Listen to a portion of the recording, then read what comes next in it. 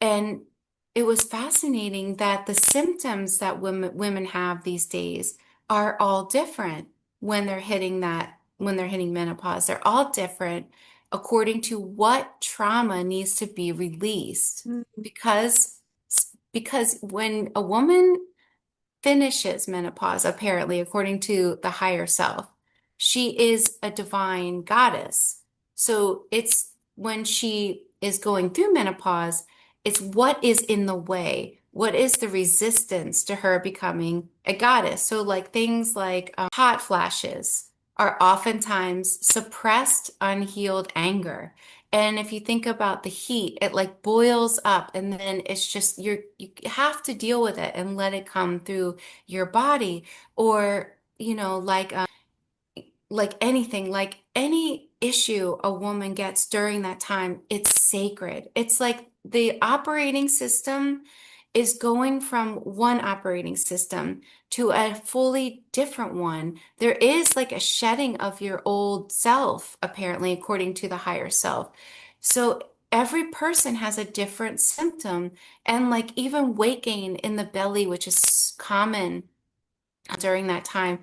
Apparently, it's like unmanifested creative desires because the womb is so much more powerful than people know.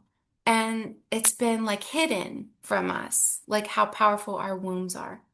You know, And it's so, so interesting because the last guest on my podcast was Jerry Sargent. I don't know if you know him, Star Magic, founder of yeah, Star Magic.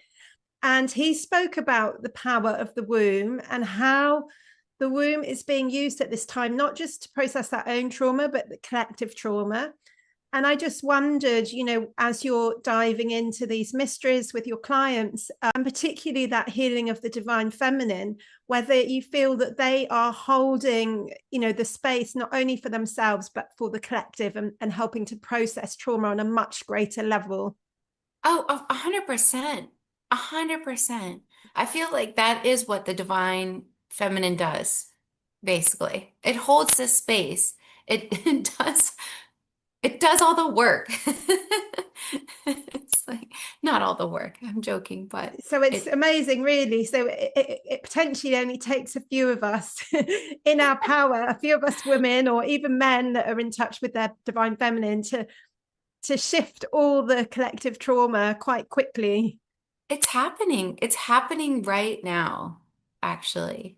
I mean, there's so much going on. And for a lot of people, women and men, they're feeling, a lot of stuff coming through them right now, actually. People are having highs and lows, and it's all part of this plan. It's like shedding that old stuff that doesn't serve us anymore and releasing things so that we can bring in all this new information and new wisdom and really connect with our higher selves. It's incredible, an incredible time to be alive. I'd love to ask you, you know, returning to the Templars hiding these incredible artifacts and treasures. You know, it feels like they are meant to be rediscovered, not just through us, you know, through the work you're doing, but actually in real life, you know, kind of actually reclaiming the actual artifacts. And I know that you talked about how the Templars had mentioned, or someone had mentioned that then it's now underwater. It's under a body of water, under land, underwater. And I know that this is something that astrologer Pam Gregory has spoken about, how the land masses have changed and how at this time, because of Hemia, the goddess of the new earth, the land masses are changing again. And she believes that a lot of land masses that are underwater are going to rise up. And it just makes me Yeah. curious whether you feel that that will enable the rediscovering of these amazing kind of network of tunnels, really, that lead to these artifacts. That's so fascinating. I have to check her out. I've heard about her because yes, that's what I've been hearing. That's so funny. Yeah, I'll put a But link yes. to her Yeah. video, the podcast I did with her, underneath this video, because she talks, so there's an overlap, you know, she talks about the land masses reappearing. So it's absolutely incredible. And she believes that there'll be very fertile lands that we will inhabit, that will be the new earth, literally. So That's so funny. Yes.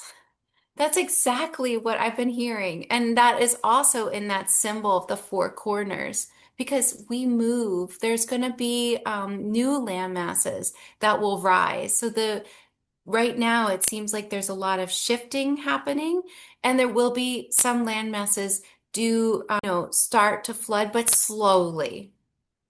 That's what I've been hearing. Slowly flooding and then some rising. I mean, of course, there's going to be some crazy weather events, and that's all part of the shifting. But when it's your time to leave, it's a divine time. So you can't do this wrong. It's not like you did something wrong if it's your time to leave, whatever. But there are many people that are receiving messages, and by listening to yourself, if it's not your time, they will be told to like go somewhere else. So, I mean, it's not really a time to fear. Like, there really isn't anything to fear because there really isn't any death or anything like that. But there are like shifts within the earth occurring and starting to occur, and they will occur. And some people do say under hypnosis that, like, even Atlantis and certain places that were part of Atlantis will rise again.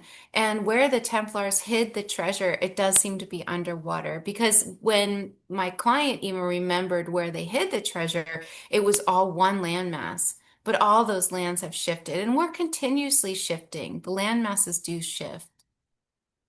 it's so fascinating, isn't it? It really, it's an incredible stuff. And I think it really highlights the importance of listening to our inner guidance, and following our own timelines and not buying into somebody else's timeline and somebody else's fear, because then we might inadvertently shift into somewhere that's, we need to keep in our own timeline. Well, you can even just investigate your own life. Like, you could investigate your life and look at how you're always in the right place at the right time, right? Always. And that is the way it is for the whole life that you live. So when it's your time, and there's nothing wrong with that. And in everything is so like orchestrated and planned, but responding to to a lot of different things though. So, like I said, you can't do this life wrong, but in a sense, the way it looks like from a higher perspective is like this earth here has realms and layers. Like, it's so vast. It's not just the fifth dimension that everyone talks about. I mean, there's like layers of dimensions, and they correspond to your vibration. So you can literally be in like a totally different reality as somebody and never see them, which is just very crazy to think. And as we keep splitting and shifting, there will be people you just never see anymore, and they're in a totally different reality. And as right now, everyone creates their own reality basically. Like, every single person has that much control, believe it or not. They are creating their own reality based on their internal world and thoughts. It's like all our thoughts. So one person's reality of, even if you investigate like what happened with the whole COVID situation, everyone seemed to have a different take on it, Yeah, a different version, a different reality, so different than someone else's. And you can see that as an investigator. It doesn't mean you're doing anything wrong ever. It's because life is just a learning experience. But that's how it will be, and that's how it will continue to be. I love the acceptance that you bring to that, because we can go into the 5Ds better and all that stuff. And actually, it all just is. It's all just our experience, our journey, and we're all on different journeys. So I love the acceptance and compassion to each person's journey that you're bringing.